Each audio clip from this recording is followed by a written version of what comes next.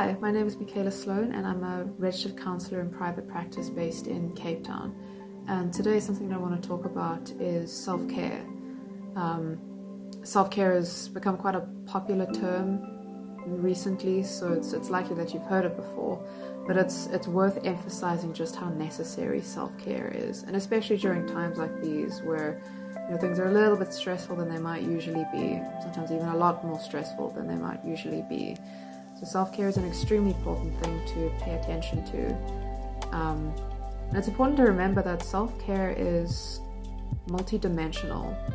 It's the physical side of yourself, the emotional side, the social side, the spiritual side. It's basically every aspect of yourself that needs to be taken care of with compassion and patience. Naturally, when it comes to the physical side of things, it's important to make sure that you're trying to eat as healthy as you can, getting enough sleep, trying to exercise. And obviously self-care looks very different for everyone. It's very personal. So for you, getting enough sleep, exercising, and eating healthy might look very different from the person next to you. It's not about comparing or looking at someone else and saying, wow, they're taking much better care of themselves than I am.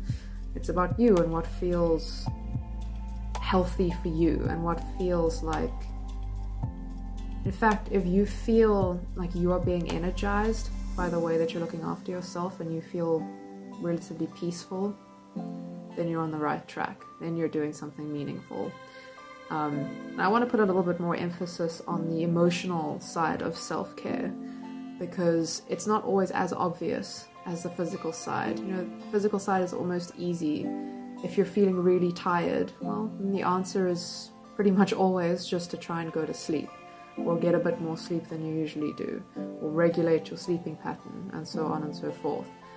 When it comes to the emotional side of things, we maybe overcomplicate it a little bit.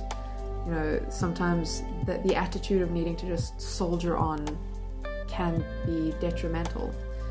So from the emotional side of things, self-care looks like compassion at the end of the day. And an important thing to think about when it comes to self-care is the process and idea of not looking after yourself, of listening to yourself.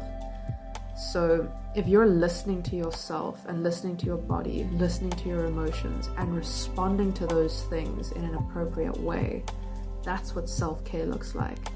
So if we're looking at the emotional side of things, if you're feeling overwhelmed, how are you going to respond to that sort of experience? If you're feeling heartbroken, it's okay to cry.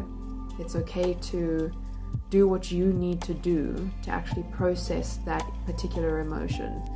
And there's a lot of relevance and importance in actually allowing yourself to feel things, and more importantly, to express things.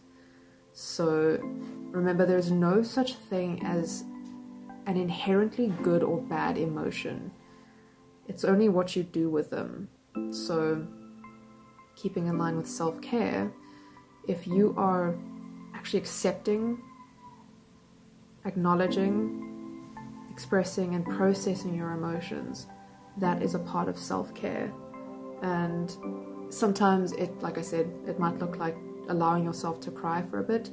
It might be admitting to someone that they've crossed a line and they've made you frustrated or angry. Respecting your boundaries, reaching out to someone in a time of need because you know that you're struggling to deal with it on your own. That's what self-care looks like.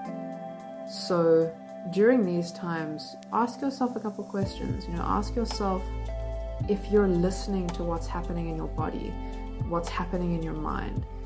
Ask yourself if you're actually responding, and if you're allowing yourself to deal with what's happening in and around you with care and compassion.